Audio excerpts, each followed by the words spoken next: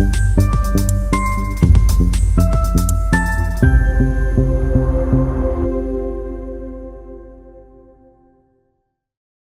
प्रदेश के जनपद अमरोहा में आज आजाद समाज पार्टी के राष्ट्रीय अध्यक्ष चंद्रशेखर आजाद पहुंचे।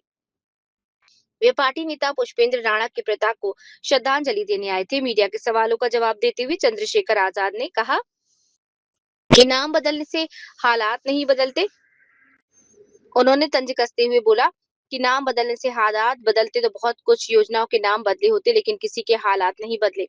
उन्होंने केंद्र और राज्य सरकार पर निशाना साधा। पहले केंद्र 90% पैसा दे रही थी, लेकिन अब कह रहे 60% देंगे। उत्तर प्रदेश पर पहले से 8 लाख करोड़ का कर्ज है। कई योजनाएं बंद पड़ी हैं। उन्होंने कहा कि 100 की जगह 125 देना तो सपना ही है। चुनाव के समय 10-10 हजार रुपए वोट खरीदने के लिए देते हो, लेकिन मजदूरी का पैसा भी छीन लिया। जनता सरकार को माफ नहीं करेगी। मायावती के नकाब हटाने के सवाल पर आजाद ने इसे गंभीर मामला बताया। उन्होंने कहा कि लोकतांत्रिक व्यवस्था में व्यक्ति की गरिमा की रक्षा करना जरूरी है। उन्होंने सुझाव दिया कि योगी आदित्यनाथ खुद संज्ञान लें और बेटी से माफी मांगे।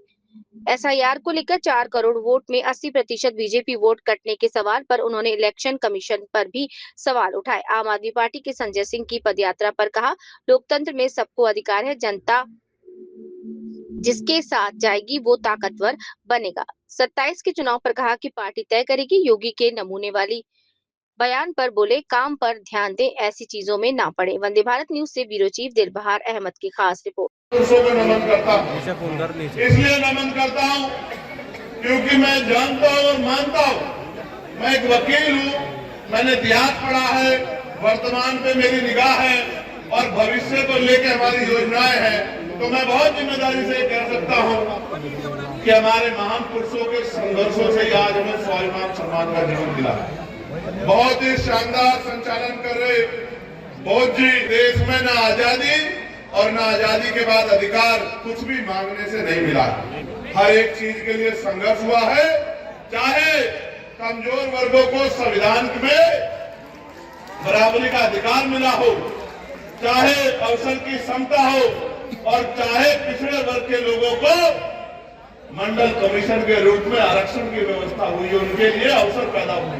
चाहे इस देश के अल्पसंख्यक समाज को, चाहे मुसलमान हो, जैन हो, सिख हो, बौद्ध हो, ईसाई हो, उनको अगर धार्मिक आजादी मिली है अपने मजहब को मानने की, अपनी इबादत करने की, पूजा प्रार्थना करने की, प्रतिज्ञा करने की, तो ये डॉक्टर बाबा साहब अम्बेडकर के संविधान के कारण सुनिश्चित हुआ है। इसलिए मैं कहना चाहता हूं कि कुछ भी मांगने से नहीं मिला। हमने इतिहास पढ़ा है, यहाँ जो कुछ मिला है वो हमारे महापुरुषों के संघर्ष और उनके बच्चों के बलिदान के कारण हमें मिला है। और मैं आगे भी चेतावनी के साथ कहना चाहता हूं कि वो ही बचेगा जो संघर्ष करेगा। जो डर के घर में बैठ जाएगा वो भी नहीं बचेगा, जो छिप जाएगा वो भी नहीं बचेगा, वही बचेगा जो मुकाबला करेगा। और मैं आपका धन्यवाद देता हूं, आज जो ये इतनी बड़ी संख्या में ये जो जन समूह यहाँ खड़ा है, ये वो जन समूह है जो संघर्ष करना जानता है और जो अपने महापुरुषों के रास्ते पे चलना जानता है। प्यारे साथियों, मैं जब रास्ते में आ रहा था तो एक जगह में मुझे बड़ी शानदार शिक्षा के जनक राष्ट्रपिता ज्योतिबा फूले जी की प्रतिमा मिली। मैंने जब उनको स्मरण किया, नमन किया, माल्यार्पण किया, तो मैंने गौरवान्वित महसूस किया। हालांकि एक बार इस अमरोहा का नाम बदलकर भी महापुरुषों के नाम पे रखा गया है, लेकिन उसके बाद जो सरकार आई थी उनको महापुरुषों से इतनी एलर्जी थी कि उन्होंने बदले हुए नाम को बदल के इस पूरे बहुजन समाज को अपमानित करने का काम किया। ये भी हमने अपनी आंखों से देखा है, ये भी किसी छिपावा नहीं, ये भी छिपावा नहीं है। आज तो वोट लेने के लिए हर आदमी जब चुनाव आता है आपके बीच में आता है। ये जो माई मेरी यहां बैठी है, जब चुनाव आएगा तो आप देखना, लाल, काला, पीला, गुलाबी, नारंगी, पता नहीं कौन कौन सा पटका पहन के लोग आपके बीच आएंगे, आपके पैर छुएंगे, आपका हाथ, बोझी खड़े होने एक मिनट, आप कैसे पकड़ेंगे और अपने सर पर रखवाएंगे, आपके पैर छुएंगे, आपके गले लगेंगे, आपके घर में बैठेंगे, नौटंकी करने के लिए कहेंगे पानी का एक गिलास ला दो, कहेंगे घर में कुछ खाने को है तो मुझे भूख लगी है, भाईचारा दिखाएंगे, और जिस दिन चुनाव खत्म हो जाएगा फिर अगले 5 साल आपको कभी दिखाई भी नहीं देंगे। इन 5 सालों में जब भी आपकी आंख में आंसू आएगा तो कोई ना कोई नीले पट्टे वाला आपके आंसू पूछने के लिए आएगा, आपकी आवाज सुनने के लिए आएगा। मेरी बात को स्थान दे और भाई पुष्पेंद्र जी को, इनके परिवार को ये दुख सहने की शक्ति प्रदान करते। उन्होंने बाबा साहब के काम को आगे बढ़ाते हुए एमसीए के नाम से एक स्कूल की स्थापना, क्योंकि बाबा साहब ने भी कहा था कि शिक्षा श्रेणी का वो दूध है जो पिएगा वो दहाड़ेगा। इस क्षेत्र के बच्चों को शिक्षित करने के लिए एक स्कूल खोलने का काम उन्होंने किया। और पुष्पेंद्र जी 2 भाई हैं, 2 बहन हैं। पुष्पेंद्र जी बड़े हैं, दूसरे भाई उनसे छोटे हैं, और 2 बहनें जो हैं वो भी यहाँ मौजूद होगी। मैं इस पूरे परिवार को, परिवार के बच्चों को, हमारी परिवार राहुल गांधी से जवाब, तो आप ये उनसे जाके पूछो ना। अगर मुख्यमंत्री ने फोटो भी है, देखिए मैं स्पष्ट कर रहा हूँ, वो किसी पार्टी जुड़े, विपक्षी पार्टी और सत्ता पक्ष की, उनकी जांच होनी चाहिए, सीबीआई के द्वारा जांच हो, सुप्रीम कोर्ट की निगरानी में जांच हो, जिससे दूध का दूध पानी का पानी हो और सख्त कार्रवाई हो। किसी को भी पैसे के भ्रष्टाचार के चक्कर में गरीबों की जान लेने की छूट नहीं दी जा सकती। इधर एक सेकंड सुनिए, वकील लोग आंदोलन कर रहे हैं, मैं खुद एक अधिवक्ता हूं। मैंने कानून मंत्री जी से मांग की, ज्ञापन सौंपा कि एडवोकेट प्रोटेक्शन एक्ट लागू करो, और पश्चिम में हाईकोर्ट बेंच बने। मैंने इसके लिए पार्लियामेंट में आवाज उठाई, केंद्रीय कानून मंत्री से भी मिलकर मांग की। सरकार इस मांग को नहीं सुन रही है। मैं अधिवक्ता भाइयों से कहना चाहता हूं, एक अधिवक्ता होने का तो मैं उनके साथ हूं। अगर वो लखनऊ तक मार्च करेंगे तो उनके साथ चल के इस लड़ाई को लड़ने का काम करो, उनकी मांग को पूरा करो। आप सांसद हैं संजय सिंह, उन्होंने रामपुर से अमरोहा के पद यात्रा की है, वोट बचाओ संविधान बचाओ, क्या माना जाए? क्या एक सैनमारी हो रही है रामपुर से लेकर? नहीं, लोकतंत्र में सबको अधिकार है भाई। आप हम आज कार्यक्रम कर रहे हैं, कल आप किसी और से कहोगे कि भाई सेंधमारी हो रही है। लोकतंत्र में कोई मालिक थोड़ा ही है, जनता जिसके साथ जाएगी वही ताकतवर होगा। समझे नहीं समझे आप? मेरी बात को आप जानो, जनता का मूड अब बदलाव का है, वो भाजपा को भी जवाब देंगी।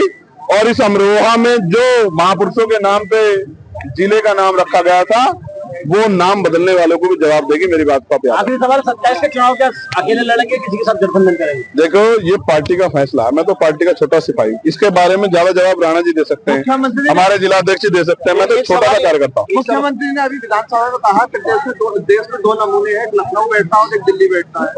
उनको कहो काम पे भी ध्यान दे ले, कहाँ इन सब चीजों में पड़े हुए। और अमरोहा में हमारी पार्टी के वरिष्ठ नेता भाई पुष्पेंद्र राणा जी के पिताजी श्रद्धेय चंद्रपाल सिंह जी जो परिणाम प्राप्त कर गए, अपने परिवार का दुख बांटने के लिए हम लोग यहाँ पहुंचे।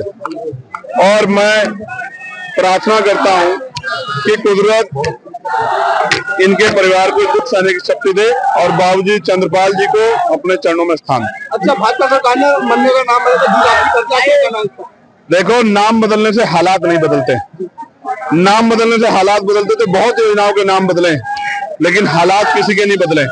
मैं इसलिए कहना चाहता हूं, सरकार ने कहा पहले 90% पैसा केंद्र सरकार देती थी, अब कह रहे हैं 60% पैसा देंगे। उत्तर प्रदेश सरकार का ये हाल है कि वहां 8 लाख करोड़ का कर्ज सरकार पे पहले, इतनी योजनाएं पहले से बंद पड़ी है कि अब सरकार इस योजना में पैसा दे पाएगी। इसलिए मैं मानता हूं कि 100 की जगह 125 दिन एक सपना है। ये जो अधिकार मिला था चुनाव के समय, तो 10-10 हजार रुपए आप देते वोट खरीदने के लिए, लेकिन ये जो मेहनत करके मजदूरी मिलती थी, ये भी आपने छीनने का काम किया। जनता आपको माफ नहीं करेगी। इस बार आजाद समाज पार्टी को ताकत देकर आपको सत्ता से बाहर करने का काम। ये बहुत गंभीर मामला है, मैंने कई बार इस पे बात रखी, आपने सवाल खड़ा किया है। मैं आपको स्पष्ट करना चाहता हूँ, इस देश में लोकतांत्रिक व्यवस्था में और संविधान में, संविधान के अंदर व्यक्ति की गरिमा और उसके सम्मान की रक्षा करने का अधिकार, जिस तरह से मुख्यमंत्री द्वारा जाने अनजाने में या फिर उम्र के पड़ाव पे ये सब करते हुए, ये अपमानजनक है। कानूनी रूप से तो कार्रवाई की जद में आता है, उनके खिलाफ एफआईआर भी है, मगर मैं चाहता था कि मुख्यमंत्री खुद ही जो है अपने आप इसका संज्ञान लेके उस बिटिया से माफी मांगे और उस बिटिया को और तमाम बिटिया को उदाहरण देके अगर कोई गलती होती है मुझे उसको स्वीकार करना है। 4 करोड़ वोट उनके काटे गए हैं जो 80% वोट बीजेपी के, क्या कहना चाहेंगे? आप ये देखो, हम बार बार सवाल खड़ा कर रहे हैं कि जो इलेक्शन कमीशन है वो स्वतंत्र होना चाहिए, लेकिन इलेक्शन कमीशन ने अभी तक SIR की रिपोर्ट जमा नहीं की, तो मुख्यमंत्री को कैसे पता लगा कि 4 करोड़ वोट कट गए और वो 80-85% भाजपा के वोट है? ऐसा क्या कारण है? ऐसा क्या कारण है? क्या स्टेट इलेक्शन कमीशन मुख्यमंत्री को रिपोर्ट कर रहा है? तो ये तो सीधा सीधा था भाजपा और इलेक्शन कमीशन की मिलीभगत को सामने प्रदर्शित करता है। इसलिए हमें शक है कि जैसे मुख्यमंत्री ने मुरादाबाद में कहा था कि जिन सीटों पे 10,000 वोट से कम अंतर, 10,000 का अंतर है, उन पे मेरी निगाह, क्या वो उन 10,000 वोट के अंतर को वोट कटवा के कम करना चाहते हैं? हम किसी भी कीमत पे एक वोट को जो बाबा साहब अम्बेडकर के संघर्ष में मिला जाने नहीं देंगे। मैं आपको बताना